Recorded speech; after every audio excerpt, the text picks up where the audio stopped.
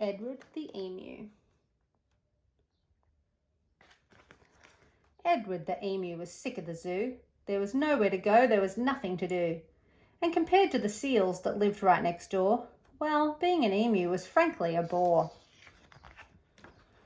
So that night, when the zookeeper went home to bed, Edward jumped up from his pen and he laughed as he said, "The seals are best, anybody can tell, so tomorrow I'll just be a seal as well."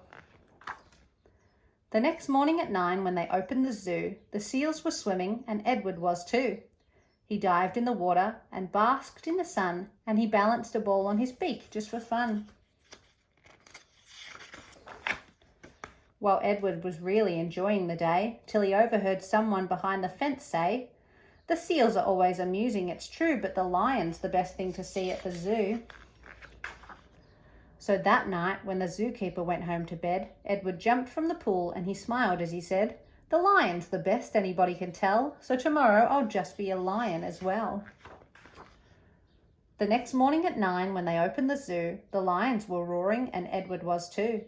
He snarled at the ladies and growled at the men. Life was certainly grand for a lion in his den.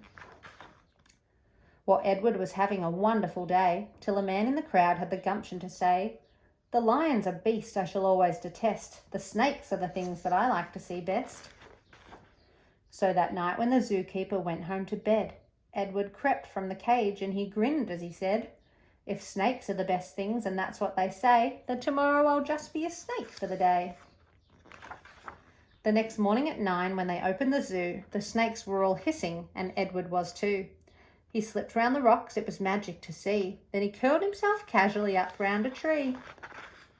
Well, Edward was just warming up for the day when he overheard one of the visitors say, "The snakes are impressive, I know that, it's true, but the emu's by far the best thing at the zoo."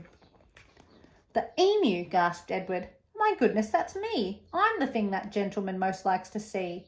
Not the seals, the lions, the snakes and the rest. It's Edward the emu he likes to see best."